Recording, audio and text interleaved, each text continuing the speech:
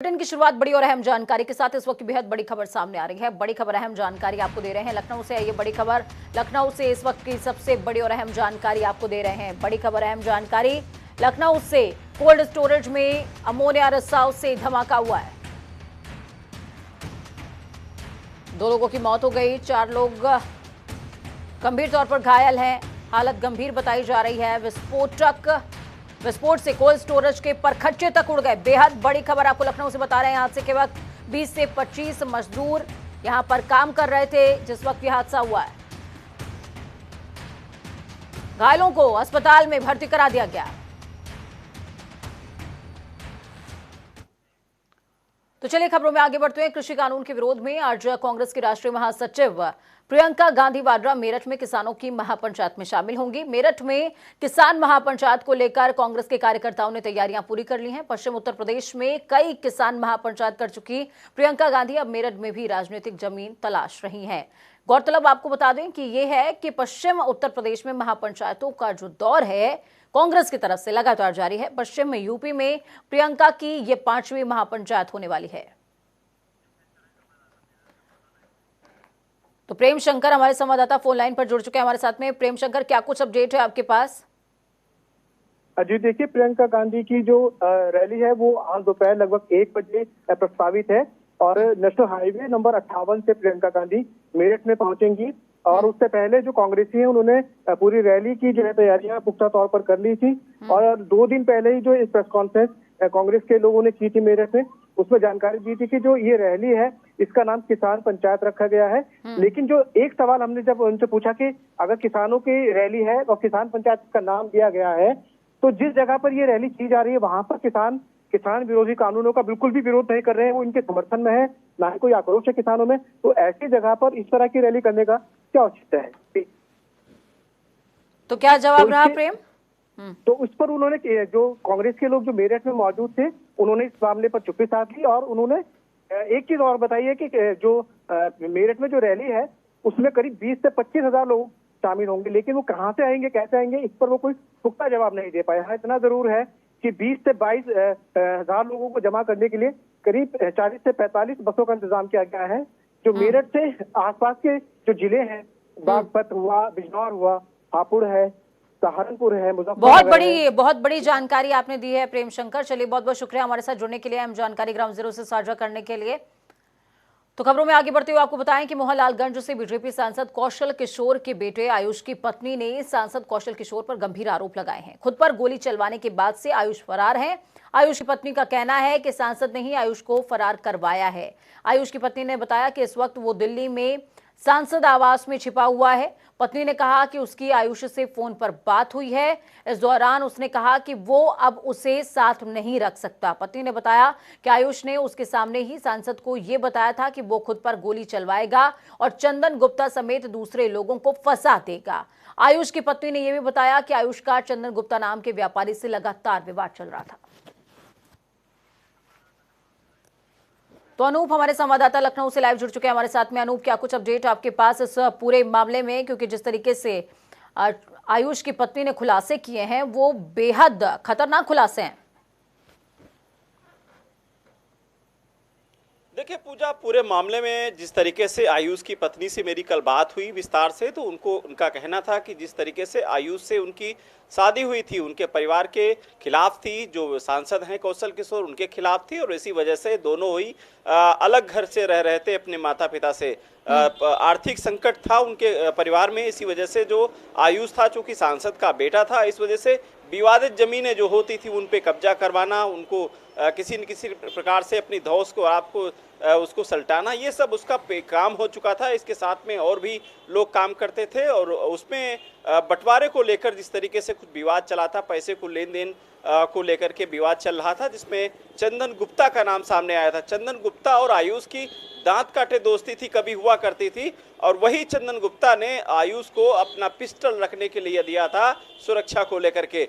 अब धीरे धीरे मामला जब बढ़ता गया तो वही पिस्टल से आयुष ने एक साजिश रच दी कि इसी पिस्टल से अपने जो उसका जो रिश्तेदार था उससे अपनी फायर करवाई और उसके बाद उसको फंसाने की कोशिश की, लेकिन चंद घंटों में पुलिस ने दूध का दूध पानी का पानी कर दिया। और लेकिन फिर जिस तरीके से अभी भी आयुष फरार है, पुलिस उसको तलाश कर रही है। और कल जिस तरीके से आयुष की पत्नी ने खुलासे किए हैं कि सोमवार को आयुष लखनऊ की किसी भी कोर्ट में हाजिर हो सकता है, इस तरीके से तमाम चीजें उन्होंने बताई। बिल्कुल अनूप, जिस तरीके से आप बता रहे हैं, उन्होंने बताया कि सोमवार का दिन काफी अहम रहने वाला है। चलिए, बहुत बहुत शुक्रिया हमारे साथ जुड़ने के लिए, अहम जानकारी ग्राउंड जीरो से साझा करने के लिए। तो वही आपको बता दें कि भारत के काफी दबाव के बाद शुक्रवार की रात नेपाल पुलिस ने पीलीभीत के हजारा इलाके में रहने वाले युवक का शव परिजनों को सौंप दिया। खीरी के गौरी फंटा बॉर्डर पर सुपुर्दगी एसएसबी और पुलिस के अफसरों के सामने हुई है। आपको बता दें, नेपाल पुलिस ने पीलीभीत के युवक पर गोली चलाई थी, जिसके बाद लगातार तनाव की स्थितियां बनी हुई थी और फिलहाल युवक का शव सौंप दिया गया है। इस पूरे मामले पर ज्यादा जानकारी के लिए हिमांशु हमारे साथ में जुड़ चुके हैं। हिमांशु, क्या कुछ अपडेट है आपके पास? जी, दरअसल मामला थाना हजारा क्षेत्र से सटे नेपाल बॉर्डर का है, जहां नेपाल पुलिस की गोली से एक व्यक्ति की मौत हो गई थी। बताया जा रहा है कि 3 भारतीय अपनी आजीविका की तलाश में नेपाल गए थे, जहां किसी बात को लेकर नेपाल पुलिस के तीनों में विवाद हो गया। विवाद इतना बढ़ गया कि नेपाल पुलिस ने उन पर गोली चला दी, जिसमें एक व्यक्ति की मौके पर ही मौत हो गई थी, जिसका शव लेकर नेपाल पुलिस चली गई थी। हिमांशु, अभी स्थितियां कैसी बनी हुई हैं? जी, अभी तो मामला ये है कि वही जिला अधिकारी व सीमा सुरक्षा बल के कमांडेंट के साथ बैठक हुई है, नेपाली अधिकारी गणों के साथ में, कंचनपुर के अधिकारी। दोनों राष्ट्रों के मध्य वार्ता की गई है। भविष्य में ऐसी घटना न होने के विषय में वार्ता कर सूचनाओं के आदान प्रदान है तो मॉनिटरिंग की जा रही है। ठीक है, चलिए, बहुत व्हाट्सएप ग्रुप बना करके। जी, चलिए, बहुत बहुत शुक्रिया हिमांशु हमारे साथ जुड़ने के लिए, अहम जानकारी ग्राउंड जीरो से साझा करने के लिए।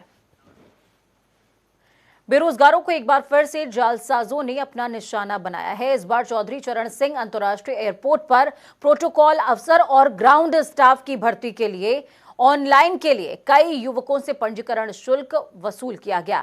आपको बता दें कि एयरपोर्ट पर यात्री सुविधाओं का जिम्मा 50 साल के लिए Adani Lucknow international airport limited और एयरपोर्ट पर गेस्ट रिलेशन ऑफिसर समेत कई पदों की फर्जी भर्ती सोशल मीडिया पर निकाली गई है। जानकारी हुई तो अडानी ग्रुप ने इसकी जांच की और फिर साइबर सेल में मामला दर्ज करा दिया।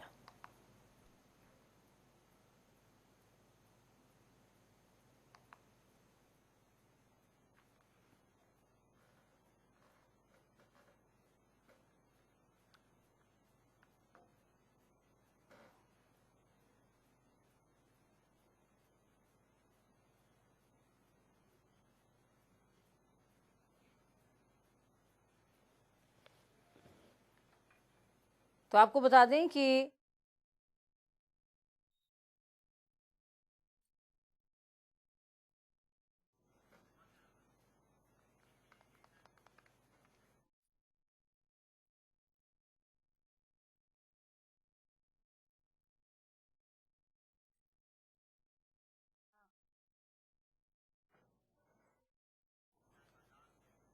तो अरशद हमारे संवाददाता लाइव जुड़ चुके हैं हमारे साथ में राजधानी लखनऊ से।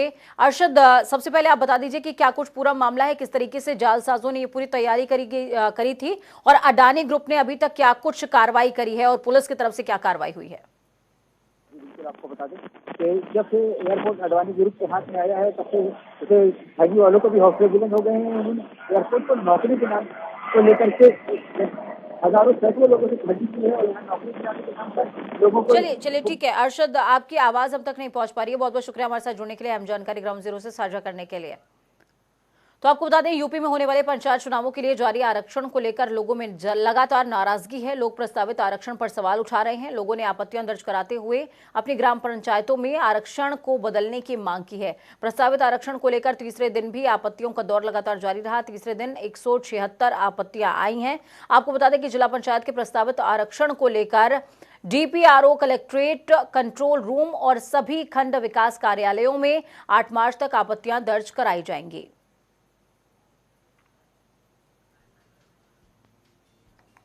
तो तीसरे दिन भी करीबन सैकड़ों आपत्तियां दर्ज की गई हैं और आपत्ति दर्ज करने का ये दौर लगातार जारी है। पंचायत चुनाव के लिहाज से ये आपत्तियां बेहद अहम हो जाती हैं, क्योंकि आरक्षण की जो अधिसूचना थी वो जारी हो चुकी थी। उसके बाद 8 मार्च तक, यानी कि कल सोमवार तक आपत्तियां दर्ज हो सकती हैं, और आपत्तियां आने का जो सिलसिला है वो लगातार जारी है।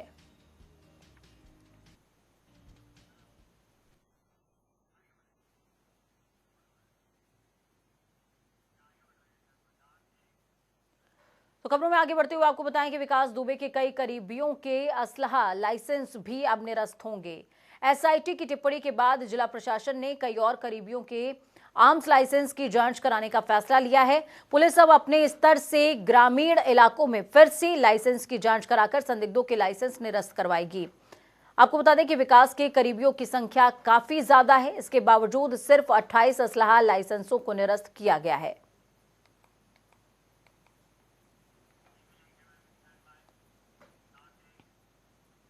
तो वहीं कानपुर नगर की सबसे संवेदनशील जिला पंचायत सीट मानी जाने वाली घिमऊ पर आरक्षण सूची जारी होने के बाद सभी की निगाहें अटक गई हैं। आरक्षण सूची जारी होने के बाद से ये सीट सामान्य हो गई है। तो ऐसे में कयास लगाए जा रहे हैं कि विकास दुबे की पत्नी ऋचा दुबे एक बार फिर से इस सीट से चुनाव लड़ सकती हैं, जिसको लेकर जिला प्रशासन सतर्क है और किसी भी तरह की लापरवाही ना हो, इसका भी विशेष ध्यान रखा जा रहा है।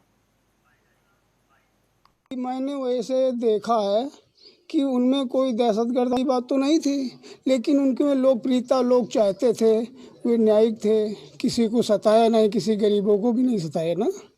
अगर दोबारा चुनाव में लड़ते हैं उनकी पत्नी, तो उसमें ये है कि हर जाति वर्ग के लोग जुड़े हैं उनसे, हैं, तो इससे उनको कोई दिक्कत भी नहीं मिलेगी और दोबारा फिर भी जीत सकती हैं। ठीक है, तो अभिनव हमारे साथ में जुड़ चुके हैं, लाइव जुड़े हैं कानपुर से। अभिनव, क्या कुछ अपडेट है आपके पास? फोन लाइन पर जुड़े हैं, माफ कीजिएगा। अभिनव, इस खबर के 2 पार्ट हैं। पहला ये कि विकास दुबे से जुड़े हुए जितने भी लोग हैं, परिजन हैं, उनके लाइसेंस जब्त करने की बात हो रही है, इसमें क्या कुछ अपडेट है, ये बता दें।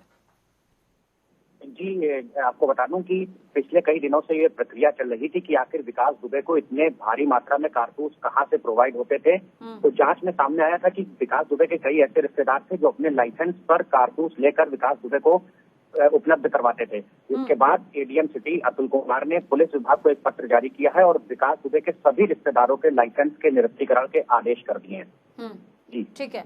अभिनव, दूसरी खबर और अहम जानकारी ये है कि घिमाऊ से विकास की पत्नी लड़ सकती हैं चुनाव। जी बिल्कुल, आपको बता दूं कि पिछले जिला पंचायत चुनाव में घिमऊ जिला पंचायत सीट से विकास दुबे ने अपनी पत्नी ऋचा दुबे को यहां से निर्वाचित करवाया था और वर्तमान में आरक्षण सूची जारी होने के बाद ये सीट सामान्य हो गई है। तो कहीं ना कहीं ऋचा दुबे के सीट पर फिर से कयास लगाए जा रहे हैं कि वो फिर से इस सीट से जिला पंचायत के चुनाव में उतर सकती हैं। ठीक है, चलिए, बहुत बहुत शुक्रिया अभिनव, हमारे साथ जुड़ने के लिए, अहम जानकारी ग्राउंड जीरो से साझा करने के लिए।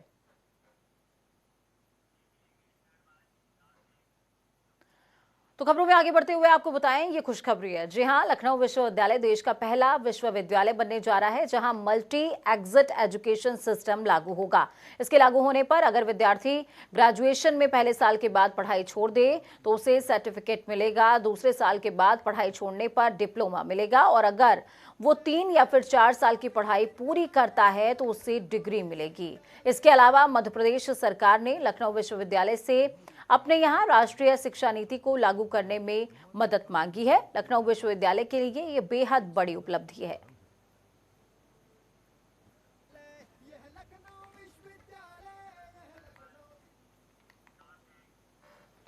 खबरों में आगे बढ़ते हुए आपको बताएं कि प्रयागराज जिले में इंसानियत को शर्मसार कर देने वाली एक घटना सामने आई, जहां पर धरती के भगवान कहे जाने वाले डॉक्टरों ने ऑपरेशन के बाद तबीयत बिगड़ने पर 3 साल की मासूम बच्ची को सड़क पर मरने के लिए छोड़ दिया। बच्ची के पिता ने अस्पताल प्रशासन से लाख मिन्नतें की, लेकिन उसकी एक नहीं सुनी गई। तो वहीं मासूम बच्ची की मौत के बाद परिजनों ने अस्पताल प्रशासन के खिलाफ नाराजगी जताई है। अस्पताल पहुंची पुलिस ने शव को कब्जे में लेते हुए पोस्टमार्टम के लिए भेज दिया। आपको ये बता दें कि मृतक बच्ची के पेट में दर्द हो रहा था, जिसके बाद डॉक्टरों ने उसका ऑपरेशन किया, लेकिन ऑपरेशन के बाद उसके पेट में टाका नहीं लगाया, जिसकी वजह से उसकी मौत हो गई। तो ये वो अहम तस्वीरें आपको दिखा रहे हैं, दर्दनाक तस्वीरें हैं जो इंसानियत के चेहरे पर तमाशा है। जी हाँ, डॉक्टरों की लापरवाही सामने आई है, जिसके बाद एक मासूम की मौत हो गई।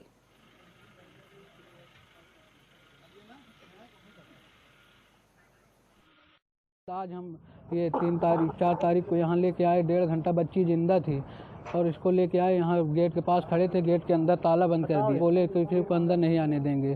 सर पुलिस भी आई है, सब पेट पूरा टाँका सर खुला हुआ था, जो जिस समय ऑपरेशन करके ऐसे हालात में छोड़ दिए थे। अब बच्ची पूरा जिंदा थी। मांग क्या सर, हमको इंसाफ चाहिए। तो वहीं इलाहाबाद हाईकोर्ट ने लगभग 14 साल जेल में बिताने के बाद हत्या के आरोप में आजीवन कारावास की सजा भुगत रही कैदी को बरी कर दिया। इसके साथ ही 2 आरोपियों को भी बरी किया गया है। आपको बता दें कि कोर्ट ने बिना ठोस सबूत के पुलिस रिपोर्ट के आधार पर तीनों को आजीवन कारावास की सजा सुनाई थी। हाईकोर्ट ने कहा कि घटना के समय चश्मदीद गवाहों की मौजूदगी संदिग्ध है। तो आपको बता दें कि अब इलाहाबाद हाईकोर्ट ने इस आरोपी को बरी कर दिया और इससे पहले भी इलाहाबाद हाईकोर्ट की तरफ से एक और आरोपी को बरी किया गया था, जो कि रेप के मामले में जो है दोष मुक्त पाया गया था। फिर उसके बाद उसे बरी कर दिया गया। लेकिन ऐसे में माफ कीजिएगा, हाईकोर्ट की तरफ से, इलाहाबाद हाईकोर्ट की तरफ से ये टिप्पणी भी की गई थी कि जो भी 12 साल से ज्यादा सजा बिता चुके हैं कैदी, उन पर विचार होना चाहिए और उनके समाधान पर विचार तेजी से किया जाना चाहिए। वक्त यहाँ पर छोटे से ब्रेक का, ब्रेक के उस पार खबरों का सफर लगातार जारी रहेगा। बने रहिए जनता टीवी के साथ, क्योंकि हम हैं आपकी ताकत। नमस्कार।